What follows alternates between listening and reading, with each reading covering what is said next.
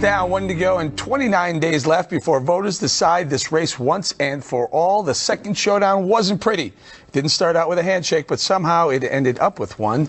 Everything was on the table and on the line for Donald Trump after a tape released 48 hours prior to the debate nearly derailed his candidacy. Trump needed to turn things around quickly. Did he accomplish that? He faced questions about his hot mic moment right out of the gate. He apologized and then pivoted to Hillary Clinton's husband. Sorted past. I'm very embarrassed by it. I hate it, but it's locker room talk, and it's one of those things. I will knock the hell out of ISIS.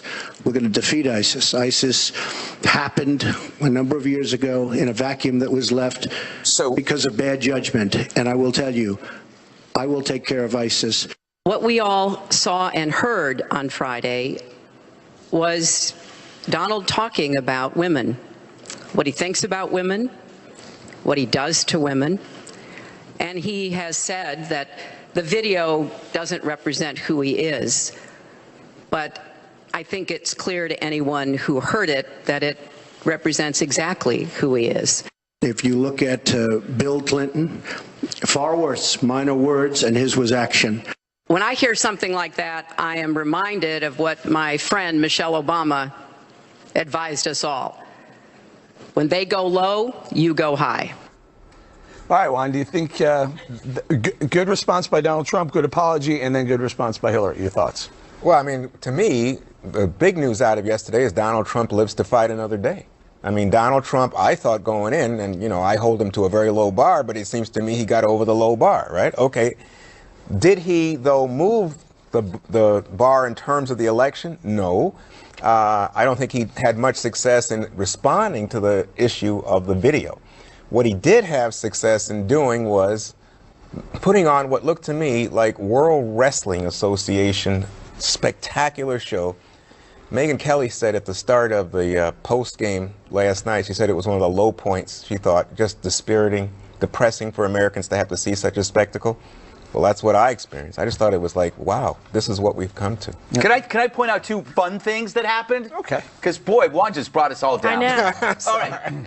When he called her the devil, okay, that's the first time somebody literally demonized somebody. Like we always talk about on shows, they're always demonizing people. Stop demonizing people. He actually literally demonized her. That's the first time I've ever seen that on TV. Can I guess the second thing? What? Was it when the fly landed on Hillary? No, that's my one more thing. Oh, it is? Oh, Well, you know what I love? I love the looming.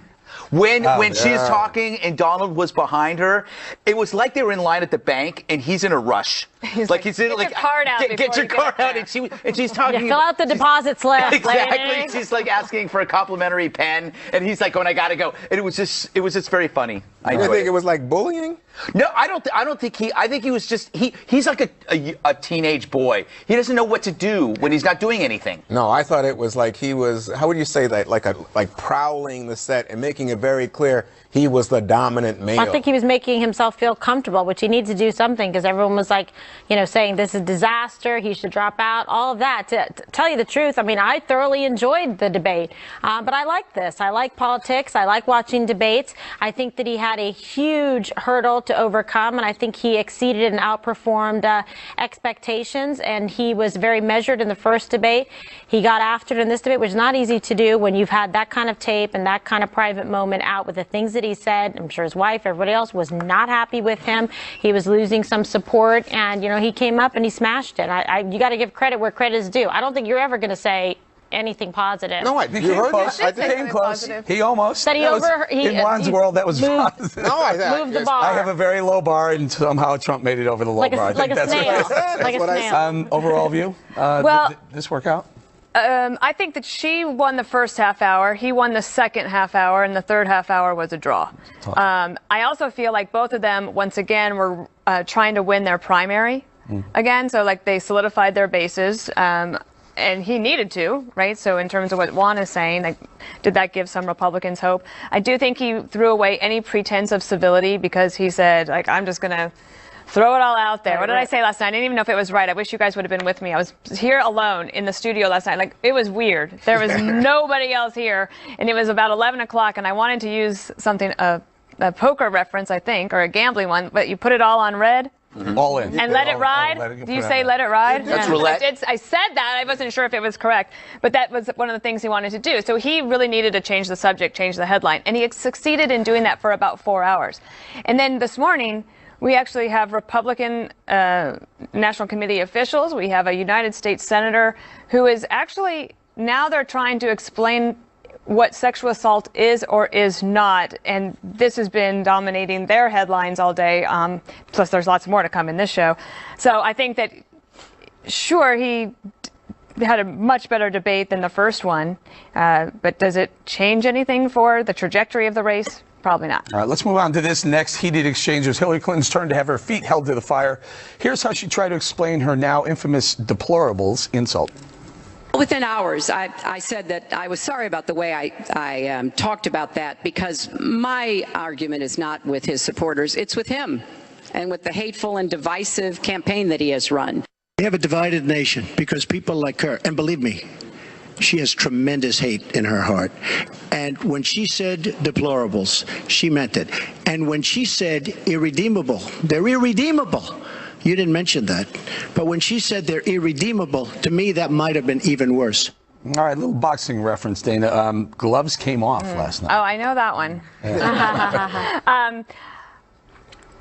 I think that his supporters really wanted to see him stick it to her, right? In the primary, he would say during those debates, I am the one who can take it to Hillary Clinton. I will be the one that stands up to her. I'm going to be the one to call her the devil and say she has hate in her heart. Again, winning that primary over and over again, I just don't know if that gets you to the next step. In fact, I'm pretty sure it does. Primary tactics. You know, it's interesting when this is occurring how she just smiles. And I think it was like, here's another sports metaphor. She was like so far ahead, she just held on to the ball and just was hoping to run out the clock. And if she didn't win, it didn't matter because she knew at the end of the day it was going to be, I said end of the day. Sorry. And phrase. That she would be so far ahead, it didn't matter. And so she just kind of let him go and just waited it out. But when I look at this is team sport politics at its worst. If you were if Trump were a Dem, we would be going at him like crazy. Yep. If she were a Republican, the Dems would be going after her. They both have serious flaws that both sides would condemn, but they happen to be on your side. Right. So this is the perfect example right there of team sports. He's calling her names, she's calling him names. But Greg, I'm not the one to say this, but what I see is Republicans, it's the Republican so-called establishment, in turmoil over Donald Trump. That's the same team. Yeah. And you see the party just divided. And yesterday, when he had the pre-debate meeting with the 4 women who charged sexual misbehavior on the part of Bill Clinton, man, I'm telling you, I mean, and then Frank Fahrenkopf, who was chair of the party, had to stop Trump from putting those 4 women in the family seating section. That's Republican. VIP seating. Let's be accurate. It was. I thought it was family seating, but it's the because Hillary had Senator McCaskill in there, and she couldn't then go into that either. It's a pretty big difference, in my opinion. But my point to you is that you have Republicans here in an intramural kind of fratricidal moment, and then today, what we heard from Paul Ryan, what we see going on in terms of some of the people that Dana's talking about, saying, you know, I can't back this guy.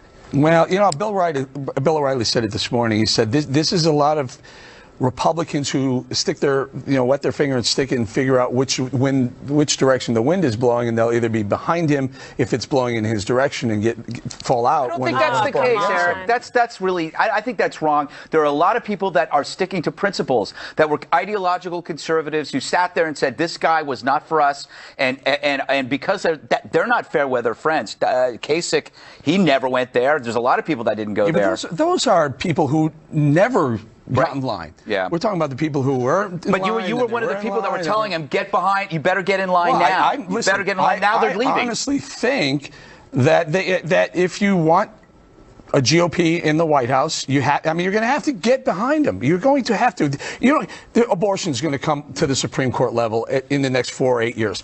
Guns laws are going to come up at the Supreme Court level in the next 4 years. That's the most persuasive argument in the Supreme Court. Immigration is going to come to the Supreme Court in the next 4 or 8 years. If you have Hillary Clinton, we already know the list of Donald Trump's Supreme Court nominees is conservative. Then we should have nominated an electable candidate. It's too late, Greg. It's too late. It is too late. No, you're right. It's too late. Hillary's president. in or a Trump. month. All right, KG, you want to weigh in on this one before we move Yeah, on? I mean, I think people like Paul Ryan and other individuals, before he got super involved in making comments about this race, like Mitt Romney, it's not their style. They're not the kind of candidate that, Donald Trump is. So I don't think that Paul Ryan was ever super comfortable with this, and his message is strong and clear. Like, I'm going to go do all the events and the fundraising and go out to my constituents, and the message to the rest of them is do what you need to do for your district to retain your seat or win your seat. So I think that's a very specific, focused message. So, and then Trump, who's happy, I think, many times to kind of be on his own and beat to his own drum, is going to do what he does best.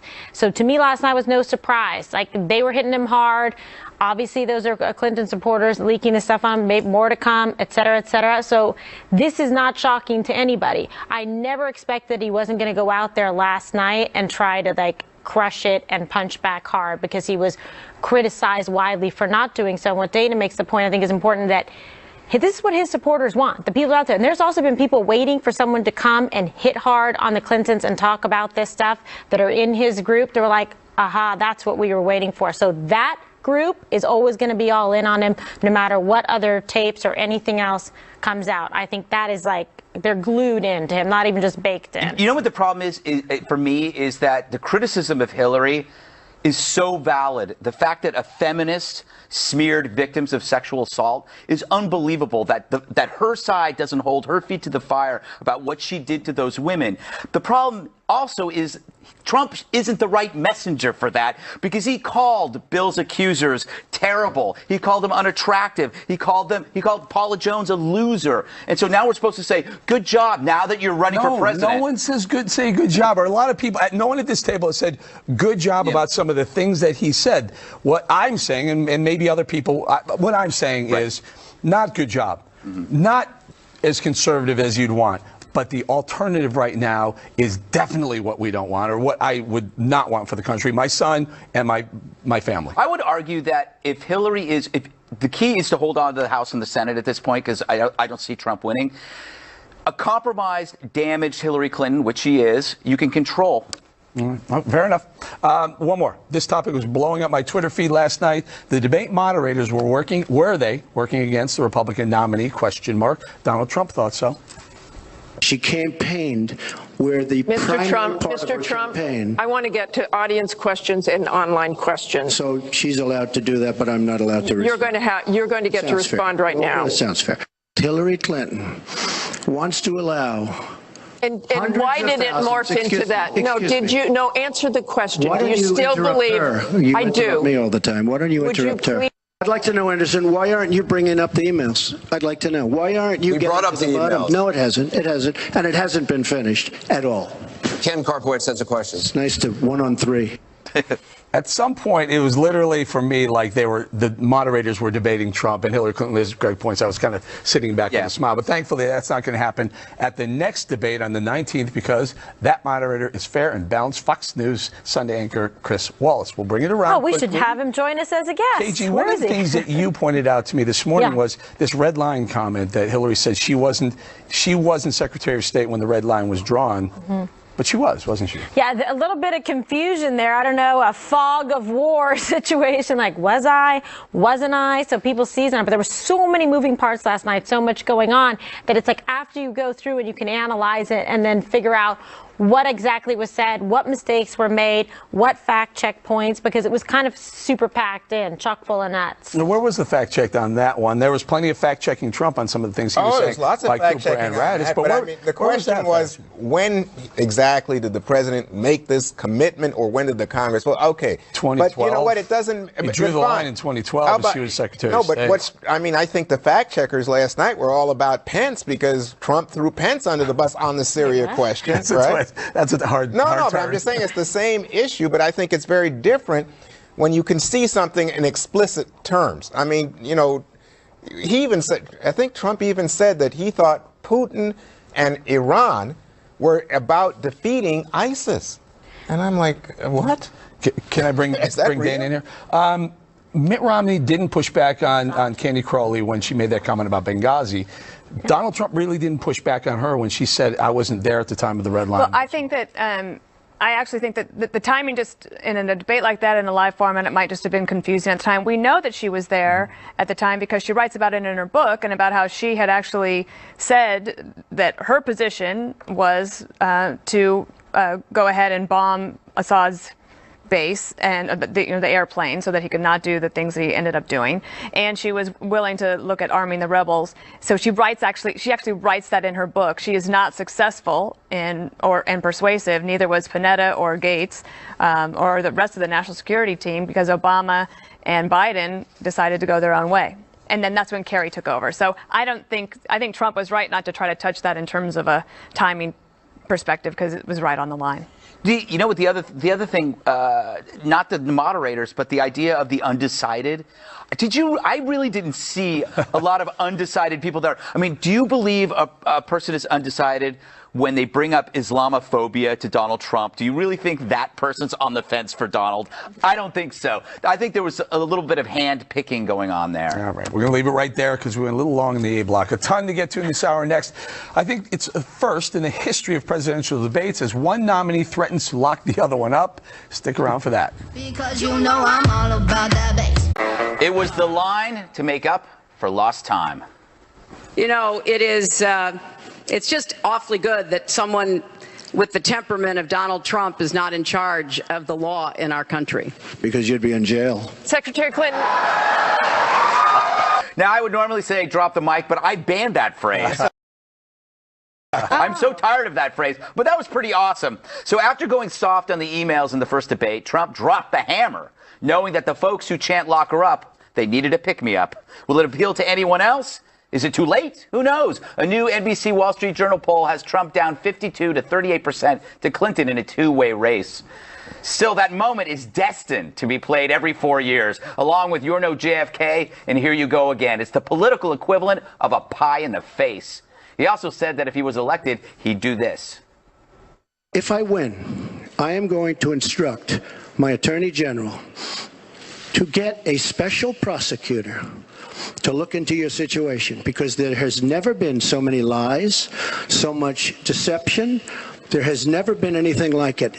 We're going to get a special prosecutor, and we're going to look into it, because you know what? People have been, their lives have been destroyed for doing 1/5 of what you've done, and it's a disgrace. And honestly, you ought to be ashamed of yourself. Ooh. The media freaked out about this, that Trump's really a wannabe tyrant bent on settling scores. You could be right. He might have that in him. But what he said is actually what a lot of people think about Hillary. Why is she getting away with this? How is this possible? It was a good moment for him. But then she just grinned as the polls widened, knowing there are more shoes to drop, and each one will overshadow her own wretched failures as she smirks her way back to the Oval Office. My hat's off to you, Bill Clinton, for telling Donald to run. All right. I'm sure he's not that psyched about it. What? That wasn't like an awesome moment for Bill Clinton last night, let me tell you. Yeah, well. With his daughter sitting there and the women and people he paid settlements, that's rough. There was a lot of pictures. That picture of him with his eyeballs flipping out. Yeah, that was going places. Yeah. Is this going to appeal to anybody, or just the base? That's why you should ask Eric. Eric, he's deferring to you. Yeah. It'll appeal to the base. Yes. Did you hear his bump out music? All about that bass. But you got to expand that bass. That's the problem. You got to add more bass. So, look, Trump had one mission last night. It was to divert attention from the video, the leaked hot mic moment, and with that kind of stuff, that's what he did. He did. So if that was the mission, I think he accomplished that mission, I would say. Live to fight another day, I would agree with that. And now you have another 9 days to work on debate 3, which will be the deciding debate. Yeah, it will be. Dana, would have been great in the first debate. I mean, you didn't like it? I remember at the convention, it was in the hall when they started first chanting "Lock her up," and it freaked me out. And I've said there's lots of other good chants. Like "Follow the Money" was a good one. I would have run with that. They like "Lock her up" though. Last night, I thought I was doing a favor to the Trump campaign by trying to defend him from the media who was saying, oh, he just wants to be like somebody from the Congo, and take over and prosecute his opponent when she doesn't win. And so I tried to defend him, like, no, actually what he was saying, go back and look at the first debate where he said he would respect the election result. And then I got attacked because they didn't want to hear that. They want him to lock her up. They want him to appoint a special prosecutor because she has acted like she is above the law. And so they wanted it. They loved it. Well, she I has. don't think it'll work. Yeah. That's what I'm saying. Yeah, she has. She has acted in every way like she is above the law, and there are others that are similarly situated or have committed less egregious crimes that actually did get locked up. So as a prosecutor, I would go after. What are you going to do? Just give her a pass? It's like, no. But the bottom line is, it's like she knows what she did. She knows it's a deliberate, intentional acts. And, the deck was stacked in her favor. Let me just say, I'm not a prosecutor, so I will defer to you on that. But I got to say, Jim Comey's a seasoned law enforcement official, head of the FBI, and he said there was never any effort that he found by Hillary Clinton to delete or intentionally delete emails in an effort to conceal them. Never. And intent is not an aspect well, that's of what he said. I'm saying, and then he said, Kimberly,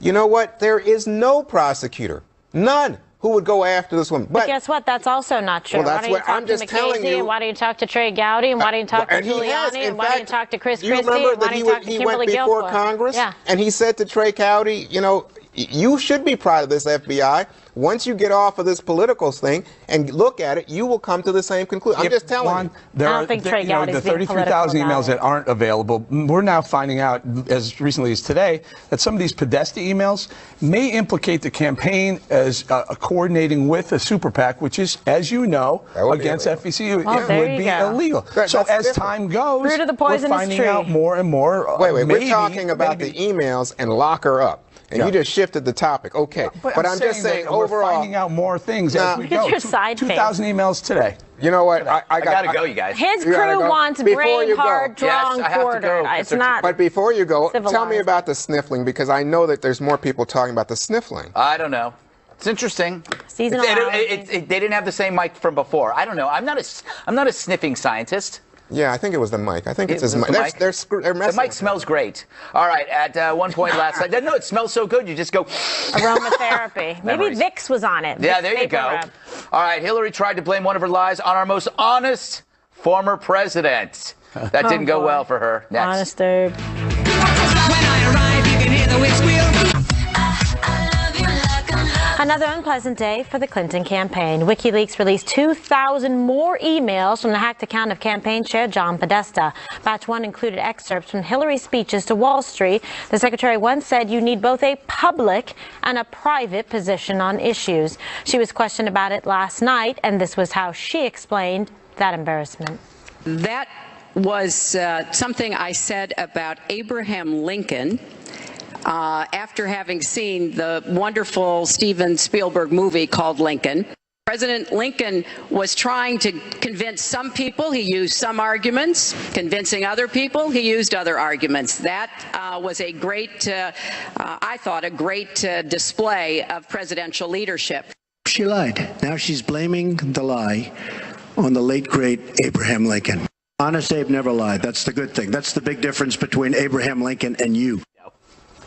Okay, so she tried her best to get out of that one. I mean, Abe Lincoln, good guy, honest Abe. Common phrase, Dana. Everybody loves it. I thought his response was hilarious. It was a good. I thought it sort of took the tension out of the room and of the debate, like a little bit of moment. But then I see somebody that actually takes the Spielberg film and explains it. I was like, oh, she actually probably wasn't lying. It just sounded like she was when she was there on the stage. And I thought he was funny in that regard. All right. So whoever helped with that and, came up with this Abe Lincoln thing seemed like a good idea, right? A nice way to explain it, except. Well, no, I would have liked it if he said, I knew Abe Lincoln and you are no Abe Lincoln. The problem with her is each story, like, she can't tell an impromptu story. It has to be choreographed. Yeah. It's like when it comes out of her mouth, it's like a military parade. It's everything has to be like this. And so when she's off on her own, she doesn't have the practice of it. It was a Lincoln log jam. Because I think she's trying to remember how they told her to say it. That's what it came off like. I got to remember the exact point and deliver it because she was expecting that to come up. So they had an answer ready. She tried to deliver it. Instead of it coming off kind of folksy and charming, she was getting stuck in the story and then really super Siskel and Ebert, evaluating Spielberg, which was nice if you're Spielberg. It was the worst thing that ever happened to her. Poor thing. Yes. But it was true. Yeah. What she said was true. She was speaking to the National Housing Council, and she said she'd seen the Spielberg movie, right? And the president did this, and in fact, it's true. And don't just rely on me. I'm all because I always. And how did it come out? The AP did a fact check, and they said it's true. An open. But it's funny because of the way Trump handled it. Right. You know? Right. But it's just like us sitting around here talking about this today. You would think it's overwhelming. Trump just ran away with this debate. That's not the fact. That's not the reality. I mean, you go look at the polling afterwards. I think Frank Luntz had Trump winning. But you go and look at CNN, you look at YouGov, you look at Washington Post, they all say Hillary Clinton, as she sat back and let Trump dominate and be the big guy, the alpha male, and show off and use all of his finger pointing and prowling and anger and looming and threatening, and that he didn't win the debate. And he certainly didn't impress American women that he needs to expand his base beyond the 40% so he can win an election. All right, bowling. Bowling's falling out of his chair. Yeah. So that wasn't even the most impressive part of the email dump that we learned. For me, well, the fun one was when Doug Van told Podesta Chelsea Clinton was acting like a spoiled brat. That was kind of funny. The emails, don't bring up Bill's sex. It could be danger. That's Podesta. Don't bring up medical records. But this one kind of that no one's really reported, and this one kind of sticks out for me because I've been tough on George Stephanopoulos, right? I've called him out for some of his, his history, whether he should be even interviewing these candidates. This one is an email from Clinton staffers regarding George Stephanopoulos, who had just interviewed Peter Schweitzer, the Clinton Cash author. And this is the email says, quote, "Great work, everyone. This interview is perfect. He lands, Stephanopoulos, he lands nothing and everything is refuted in this part, mostly based on our work," which means, that's Jesse Ferguson, a Democratic operative, which means they were coordinating, these Democrat operatives and the Clinton campaign was coordinating with George Stephanopoulos, sending them opposition research and talking points to refute Peter Schweitzer's Clinton Cash book in an interview, and Stephanopoulos took the bait and did it, and it's on. You don't think reporters talk to campaigns as they get ready for that interview? I don't listen. That sounds really unethical. Can I reiterate though? Like that's what reporters do. Let's suggest collusion. Really Go ahead. Is knowing that Chelsea is a brat worth violating privacy? I mean, life is messy. Humans are flawed. Life is a rock. You pull it back, you see a bunch of bugs. All of us have a bunch of bugs. To me, I don't want to know that Chelsea's a brat. I don't want to know anything from anybody's emails because it just seems immoral to me. You better delete that email where I called you cute. I know. Get rid of that. No, I printed that out, blew it up, and it's on my ceiling. No, All don't right. do it. We got to go, but that was fun, wasn't it? Especially the bug analogy. All right, has House Speaker Paul Ryan given up on Donald Trump? He made a big announcement today. Stay tuned for that and much, much, much more when the 5 returns. All right, Friday's videotape was the straw that broke the camel's back for many Republicans who were already straining under the weight of Trump's candidacy. It came as polling across the country showed the Democrats gaining on the GOP, so much so that even the House is looking vulnerable to Democratic wins in what were safe districts. The Senate is now very much in question for the Republicans. Today, the Speaker of the House, Paul Ryan, whose job it is to try to keep the majority, told his members to do what they needed to do to save themselves from defeat, even if that means distancing from their presidential nominee. He himself said he is not withdrawing his endorsement of Trump, but will not campaign with him before Election Day. Rumors swirled over what VP candidate Mike Pence would do, whether he would withdraw from the race. But after last night's debate, he put that idea out to pasture. That was absolutely false. The real story this morning is that Donald Trump stepped up and won a debate last night that seemed to be against all odds. He stepped up, he showed humility, he showed strength. He expressed genuine contrition for the words that he had used on the video that became public, and then he moved directly into the choice that the American people are facing. I'm just proud of the job he did, proud of my running mate. All right, so he put that to bed. No more question. Mike Pence is in, and it's 28 days. He's going to go the distance. Kimberly, one of the things is the congressional ballot now has Democrats at 49%, Republicans at 42%. Republicans in the Senate have been doing pretty well, actually running ahead of Donald Trump in a couple of the states, and that has actually looked pretty good until recently. Ryan's job is to keep the majority. He basically said today, I personally can't do it. You guys have to do what you can. And that caused a lot of problems because there were people within the Republican ranks who said, you got to stick with Donald Trump. And he said, you guys do what you need to do, and I'll do what I need to do. What do you think? It's complicated. Yeah. They're all friends. They're all friends. So, look, he's in a tough position. But nevertheless, my God, there is a possibility Donald Trump can be president of the United States, and he's going to have to work with Paul Ryan. So think about that relationship and like the congressional counselor that's going to have to come in. I understand that he also has a little bit of a different agenda, right? And now he's worried that this is a House and a Senate that has issues and needs to be shored up, because if Hillary Clinton's president, like Greg said, you need to make sure that you retain seats to be able to manage her and do what they need to do, which is probably, try to go against, executive orders, try and go against her votes, exercise veto power. There's a lot that you want to be able to do, because they're going to have a very tough time if she starts picking then U.S. Supreme Court justices. So there's a lot going on. But at the same time, you can understand that Trump would be upset to say, wow, this is a little fickle. Okay, you've never been enthusiastic, but this is not party unity when it's coming from the speaker.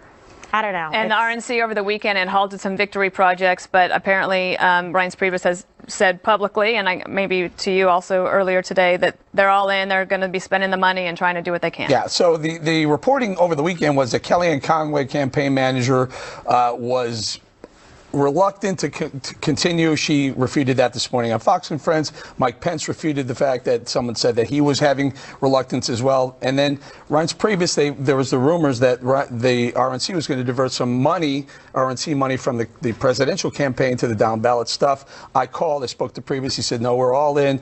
Nothing's changed. And he said today there's a very upbeat attitude after the debate performance. Yeah, after the debate performance. So they're staying on board, and they're right there, which is good news. I just wish everyone would say, you know what, I have a problem with Donald Trump. I don't like the guy for whatever reasons. Name your 5 or 6 reasons. But we still would rather have him than Hillary Clinton, and maybe get some of that party unity back where we don't risk the House. I don't think we're risking the House, just for the record. And we don't risk the Senate, and maybe even win the White House as well.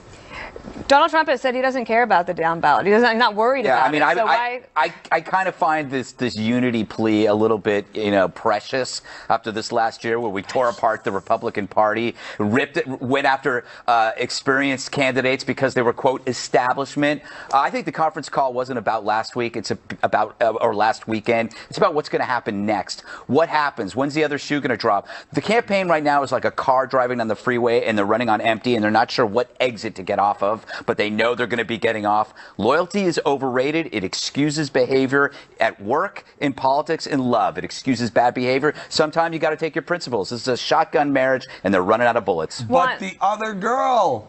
What girl? Other girl, shotgun marriage. If you don't marry this girl, the other girl that you're left with, you may not like even worse than this one. That's a weird metaphor. No, shotgun marriage. That wasn't where I was going. Shotgun marriage is when you're pregnant. Oh, I understand that. Can I get one here for just one quick? Familiar.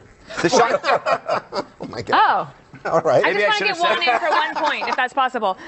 Today, Hillary Clinton spokesperson Jennifer Palmieri said they do plan to tie Donald Trump to all of the Republicans.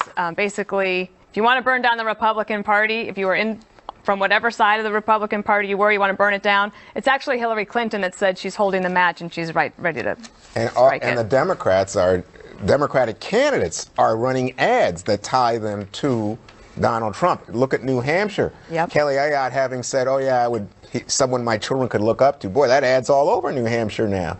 But you know what struck me was in the poll this morning from Wall Street Journal. Wall Street Journal has Hillary Clinton up by 11, I believe. And I think that might be a little high.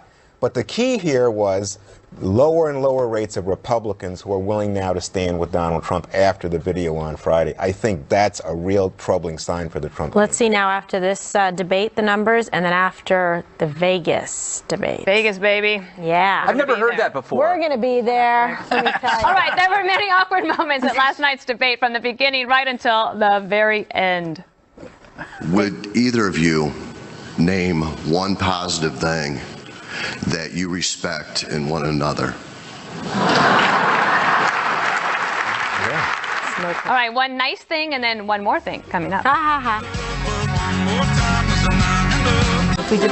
After all the mudslinging, the personal attacks, the name-calling, the nominees were forced to answer this question at the end of the debate, perhaps the hardest one of the night. Say something you respect about one another. I respect his children. His children are incredibly able and devoted, and I think that says a lot about Donald. I don't agree with nearly anything else he says or does, but I do respect that. I will say this about Hillary. She doesn't quit. She doesn't give up. I respect that. I tell it like it is. She's a fighter. So, Greg, I thought it was a fabulous question. I think it came from Carl Becker, and I think everybody just was like, "Whoa!" So, how would you have answered? I thought it was great. I enjoyed it. Yeah. It made me smile, and I don't smile very often. No, I don't. I smile in my heart. Kind of. Yes. I found it a little disingenuous. Donald Trump had just said that she was the devil with hate in her heart. Even the devil, but she never. The devil never gives never up. stops. Okay. Well, and then of course the critics all said, but Donald Trump is a guy who once said to a woman that, it's disgusting pumping breast milk for children and pregnancy is an inconveniency for a workplace. Is there a question in here? Yeah. So I thought it was a great question. It was a nice way to end a long debate. I was happy they did it. Come on, Juan. Come on. What? Go ahead. Be positive. Yeah. Be positive. You know how so many cynics there are in politics? I know. But you know what? I thought it was a nice moment, show some civility. I think she was telling the truth when she said that his children are really nice and lovely, because they are. And they're all friends. Really lovely She people. would know. And Ivanka and Chelsea are friends too, so there you go. And I think what he said about her, he believed, which is that she doesn't give up. I mean, she is tenacious. So she is a fighter. All right, one Robots more thing. Are like Up that. next. Yes. At midnight, half the people on Time for one more thing, Greg.